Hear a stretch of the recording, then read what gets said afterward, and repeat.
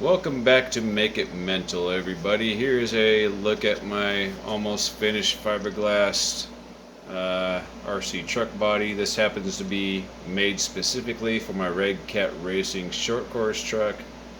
Come on now, you can do better than that. There you go. Now hold your focus right there.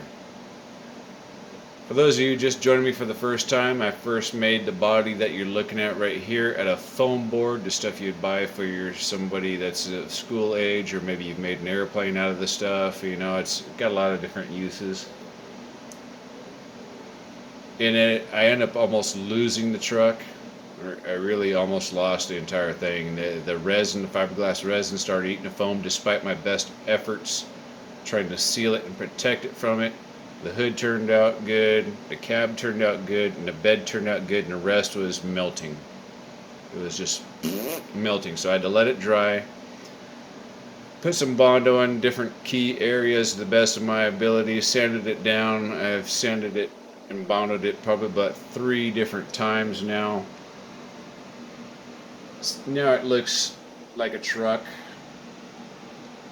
I'm not going to put a front bumper on there because I want the front tires, if it hits something, to be able to crawl up, because this is now a crawler. For those of you who don't know, it actually has a 2-speed selectable transmission in here from a cordless drill. Let me turn this around for you guys. Sorry, my workbench is really messy right now, but I did include some inner fender liners in the build because I wanted to keep the inside as clean as possible.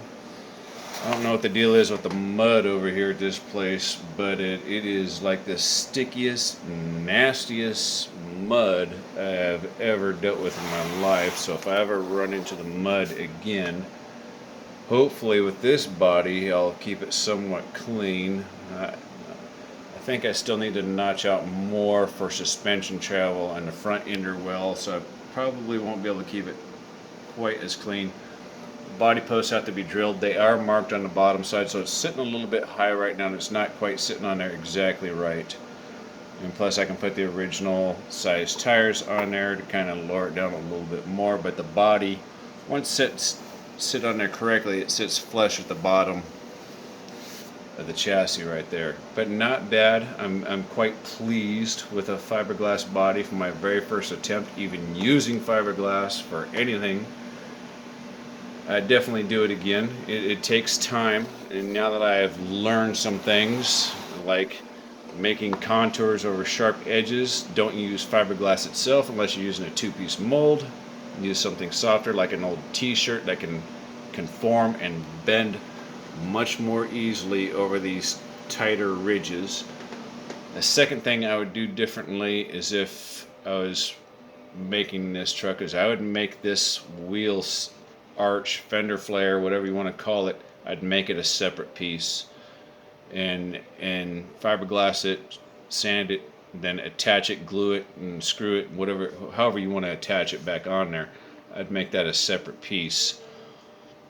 Other than that, there's no foam left in here. I mean, there are microscopic amounts in there, but nothing left to be discernible because most all of it melted with the resin, and what didn't melt I've already peeled off from the inside, and I've reinforced the inside in key areas with more fiberglass mat.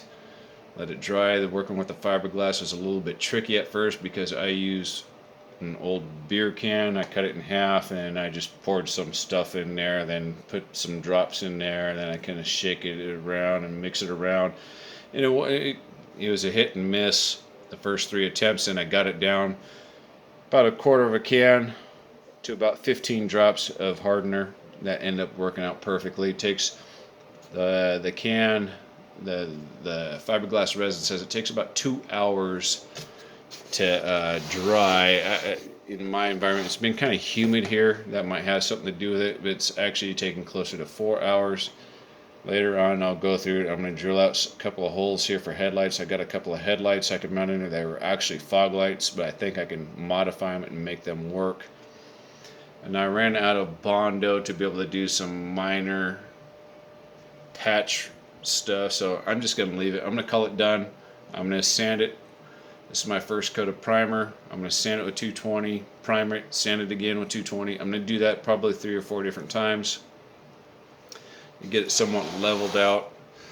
And again, even in this humidity, this paint, it still feels kind of sticky.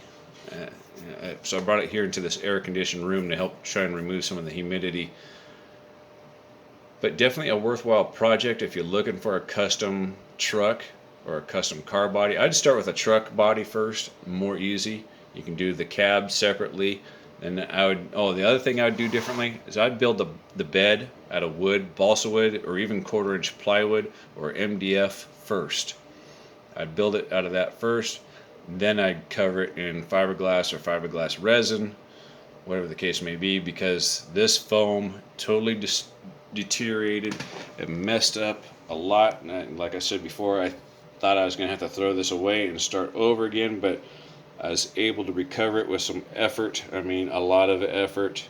I cleaned up a lot of the lines that are not perfect, but this is my very first time with fiberglass. I would like to create some more design feature here in the wood. You might be able to barely discern that, but it's not important. I just want to get it sanded up, painted, and maybe add details later on. Hope you all enjoyed some of this and learned something from it and maybe get inspired to do your own thing. Have a good day.